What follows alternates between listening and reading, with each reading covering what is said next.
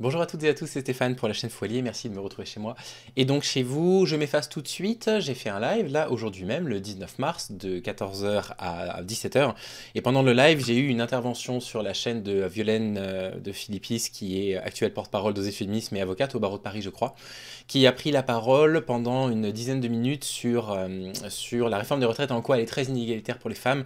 Et en fait, j'aimerais vous partager cet extrait dès maintenant. Donc ça fait deux vidéos dans la même journée, je ne l'ai jamais fait, je ne sais pas du tout si ça va perturber l'algorithme ou quoi que ce soit. Donc voilà, donc je vous laisse avec Violaine de Philippis qui a accepté très gentiment de répondre à mes questions. Allez, profitez-en bien, j'espère que cet extrait vous plaira. Violaine nous appelle, du coup je vous la mets sur haut-parleur. Bonjour Violaine, on est en live sur Twitch, merci beaucoup de m'appeler. Oui, bonjour Stéphane. N'hésite pas à me dire si tu veux. Enfin, si tu es en train de finir quelque chose et qu'on. J'attends, il n'y a pas de problème. Non, non, c'est parfait, on est dans le temps. Est-ce que vous entendez bien Violaine là? Si j'augmente un tout petit peu le son, est-ce que vous entendez bien Violaine? Je pense que c'est bon. Donc, Violaine, donc en ce moment, il y a des grands mouvements sociaux en France pour lutter contre la réforme des retraites. Et j'ai vu qu'avec Oser le féminisme, vous aviez partagé une iconographie qui expliquait que c'était une mesure qui serait en défaveur des femmes. Est-ce que tu accepterais de nous expliquer un petit peu en quoi? Alors oui, on peut peut-être donner 3 ou 4 points qui sont assez, enfin, qui témoignent bien de ce que tu viens de dire et qui ne sont pas trop techniques.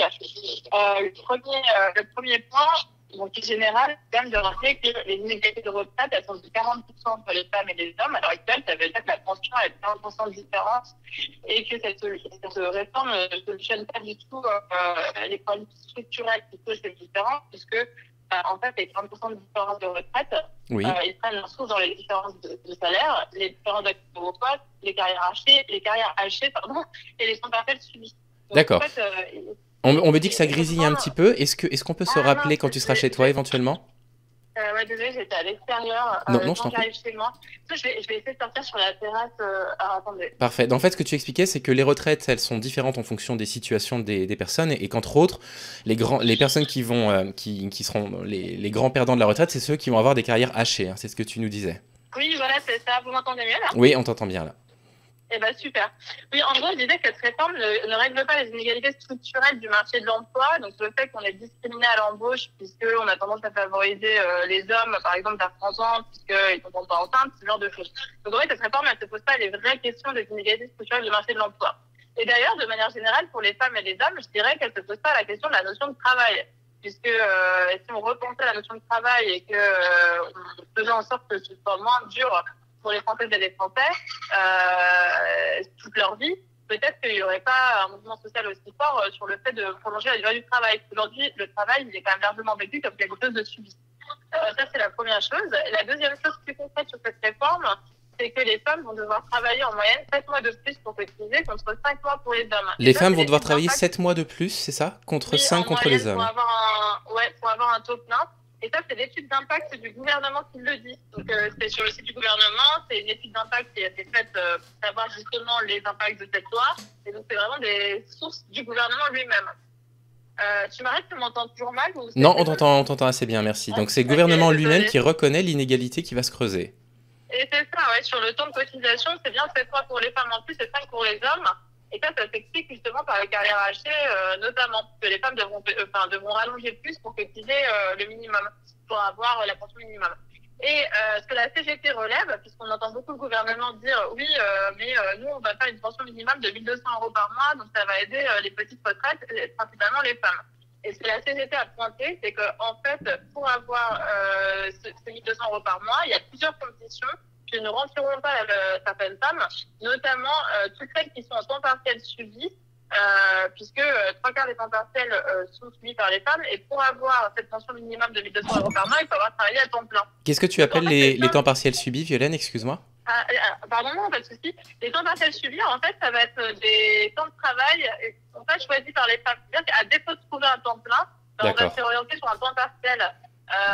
Notamment les professions très précaires qui les sont à la personne ou par exemple une femme qui va aller faire des ménages dans des bureaux, ben, elle va y aller le soir et ça va être en coupé, quoi. Donc elle n'aura pas un temps plein malgré le fait qu'elle aurait voulu avoir un temps plein.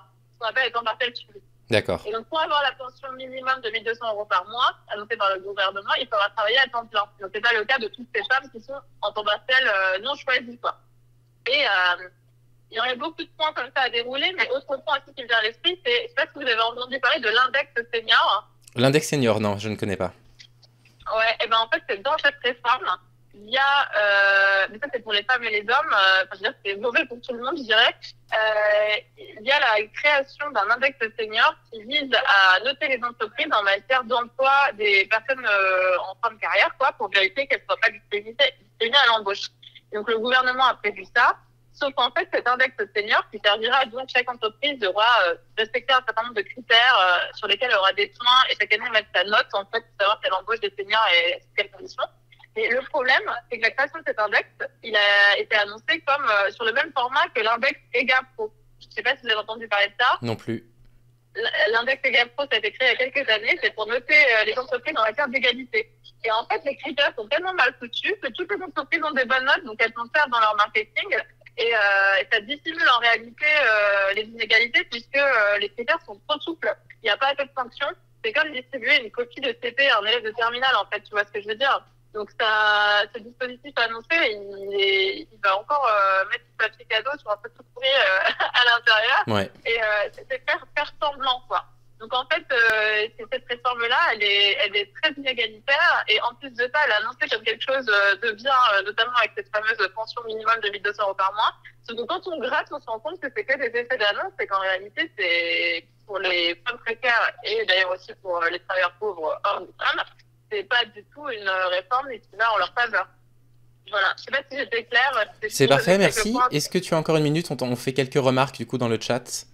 Ah oui, pas de souci. Alors Tom s'étonne et je comprends vraiment son étonnement du fait que le gouvernement a conscience que ça va défavoriser les femmes et il fait rien pour corriger ça. Donc ça le surprend. Bah, il a raison que ce soit pas cohérent, mais enfin, je suis tout à fait d'accord, ça semble dingue.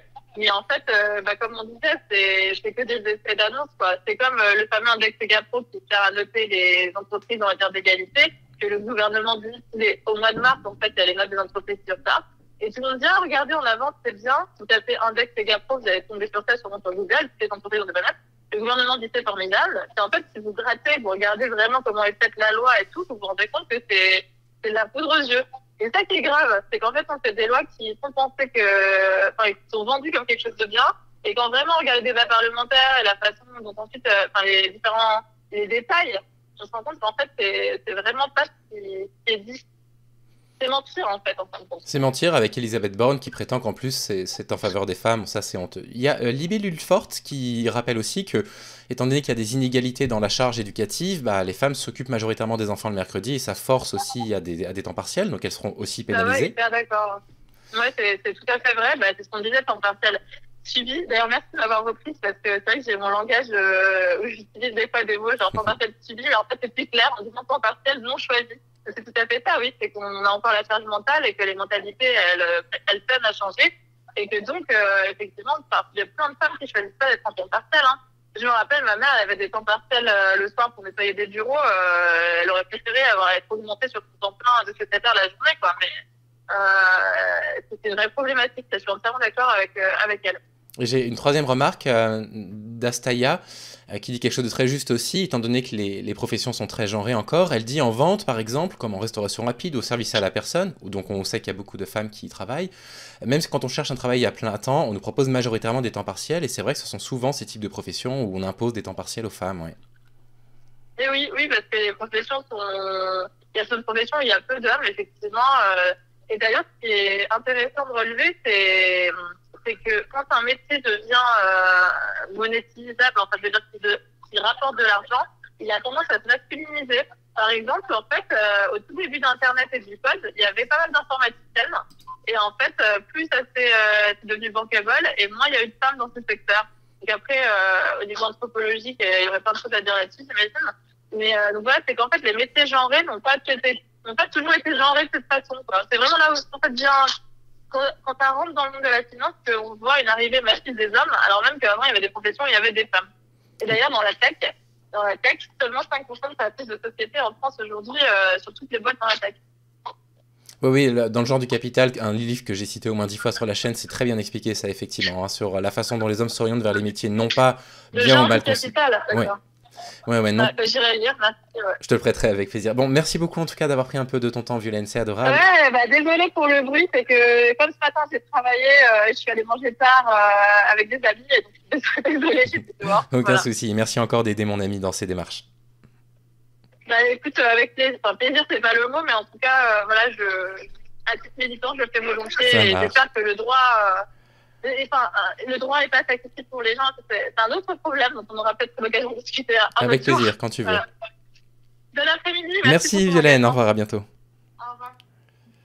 Voilà, donc l'intervention de Violaine de Philippis, porte-parole actuelle d'Oser le féminisme.